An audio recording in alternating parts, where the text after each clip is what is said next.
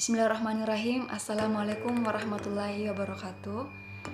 Perkenalkan, nama saya Hardika Melisa dengan NIM 1801171 dari kelas D 2018. Di sini saya akan memaparkan tugas mikrobiologi lanjutan yang berjudul Analisis Cemaran Mikroba pada Produk Makanan, Minuman, Obat Tradisional, dan Kosmetik. Yang pertama, apa itu analisis cemaran? Analisis cemaran mikroba yaitu menentukan atau mengidentifikasi adanya mikroba yang patogen secara analisis mikrobiologi. Tujuannya memberikan jaminan bahwa ekstrak tidak boleh mengandung mikroba patogen dan tidak mengandung mikroba non-patogen melebihi batas yang ditetapkan karena berpengaruh pada stabilitas ekstrak dan berbau toksik bagi kesehatan. Yang kedua, alasan pengujian produk. Pada produk makanan, lokasi penjualannya kurang bersih, kue yang dijual tidak tertutup, waktu pengolahan dan proses penjualan yang panjang, sehingga ada kemungkinan kue basah yang dijual di lokasi tersebut tercemar oleh mikroba. Pada produk minuman, es batu merupakan produk pelengkap yang sering disajikan bersama minuman dingin dan mudah terkontaminasi oleh bakteri coliform.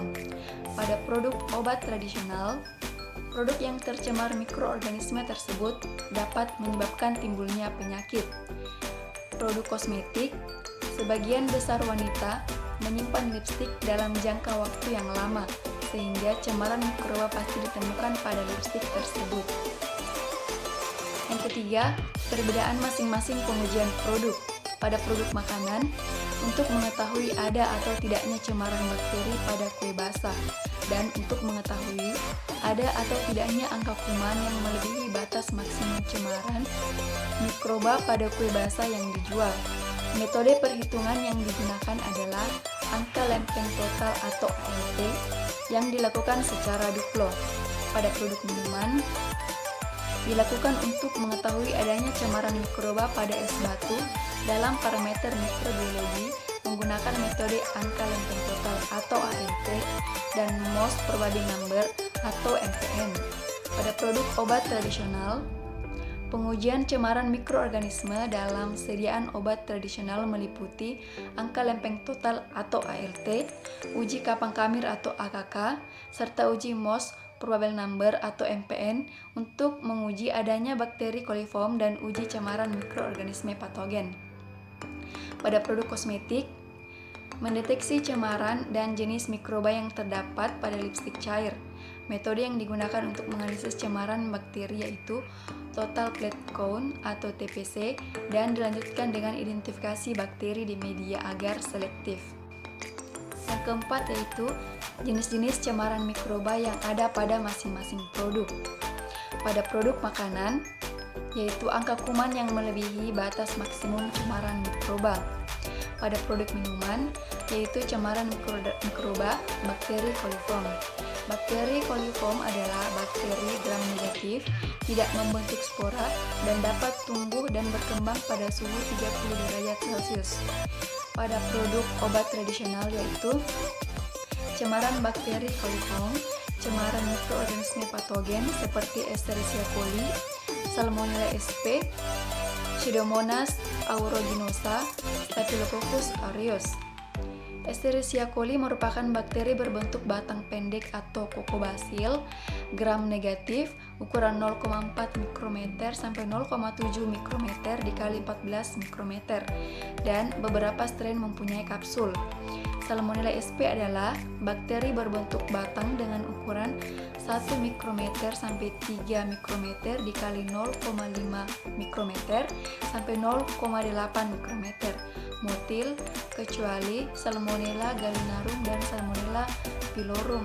Non-motil, tidak berspora dan bersifat gram negatif. Pseudomonas aeruginosa adalah bakteri gram negatif aerob obligat, berukuran 0,5 mikrometer sampai 1 mikrometer dan bersifat patogen yang kehadirannya tidak dikehendaki dalam air minum.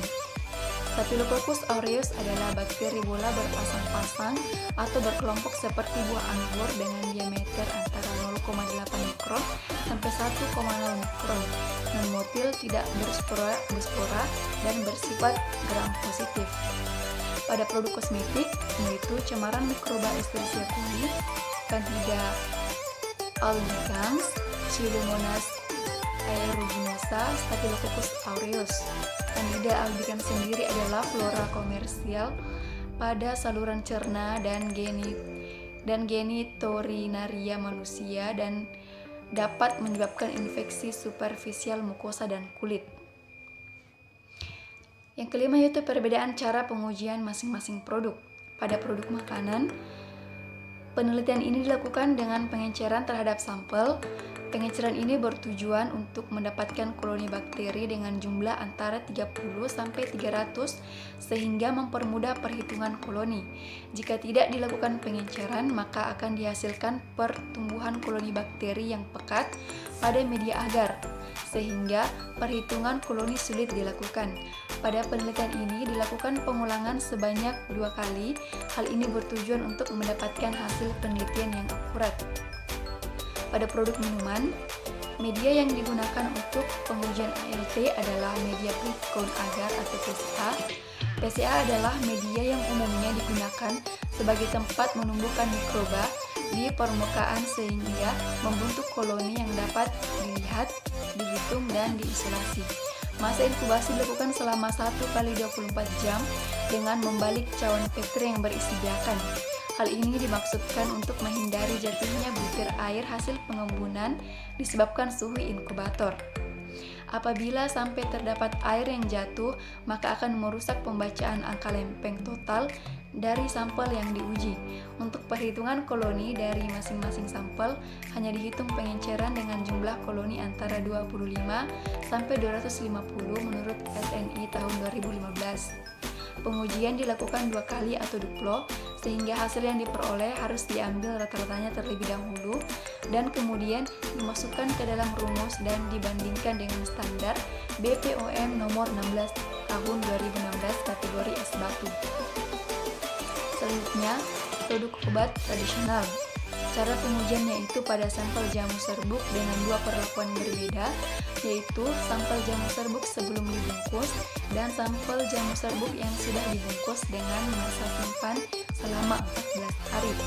Pada produk kosmetik, pengujian dilakukan dengan pengenceran sampel dan dituang ke dalam media padat untuk memudahkan perhitungan koloni. Kemudian diinkubasi pada suhu 30 derajat Celcius selama 1 kali 24 jam. Setelah diinkubasi, maka koloni yang tumbuh pada agar tersebut akan dihitung dan dilakukan identifikasi. Selanjutnya itu jelaskan mekanisme yang terjadi untuk menunjukkan hasil positif untuk setiap mikroba yang mencemari suatu produk. Pada produk makanan, berdasarkan data hasil penelitian, didapatkan bahwa 19 dari 25 sampel yang diuji positif tercemar mikroba. Adanya cemaran mikroba pada sampel kue basah dapat terjadi karena berbagai faktor. Salah satunya karena lingkungan yang kotor dan tidak terjaga sanitasinya sehingga dapat menyebabkan makanan tercemar mikroba. Pada produk minuman, hasil dari 8 sampel yang diuji, 1 sampel positif adanya pertumbuhan Salmonella sp, yaitu sampel C2 yang ditandai dengan ciri koloni tidak berwarna dan ada bintik hitam di bagian tengah. Hasil ini menunjukkan sampel C2 tidak memenuhi syarat BPOM nomor 16 tahun 2016, yaitu es batu tidak boleh mengandung Salmonella negatif per 25 ml. Biakan positif pada media SSA selanjutnya dilakukan pewarnaan gram untuk mengetahui bentuk bakteri serta untuk membedakan bakteri gram positif atau gram negatif. Hasil pewarnaan gram dan dilihat secara mikroskopik menunjukkan warna koloni bakteri gram negatif yaitu berwarna merah dengan bentuk basil. Selanjutnya, pada produk obat tradisional.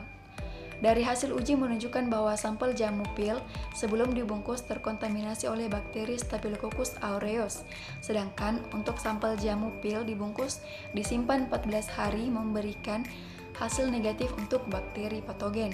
Salah satu faktor yang menyebabkan dari jamu pil yang sudah dibungkus memberikan hasil negatif karena jamu pil ini mengandung senyawa yang berkhasiat sebagai antimikroba. selanjutnya pada produk kosmetik. Hasil uji ALT didapatkan koloni bakteri yang tumbuh di media kurang dari 30 dan 2 sampel diantaranya positif Staphylococcus aureus dan Escherichia coli. Hasil tersebut sejalan dengan hasil yang didapatkan oleh Onurdag dan Abasoglu pada tahun 2010. Berdasarkan hasil penelitian, dapat ditarik kesimpulan bahwa sediaan lipstik cair memiliki risiko kontaminasi bakteri yang menyebabkan penggunanya berisiko terkena penyakit yang disebabkan oleh bakteri tersebut. Sekian pemaparan dari saya, kurang dan lebihnya mohon dimaafkan. Wassalamualaikum warahmatullahi wabarakatuh.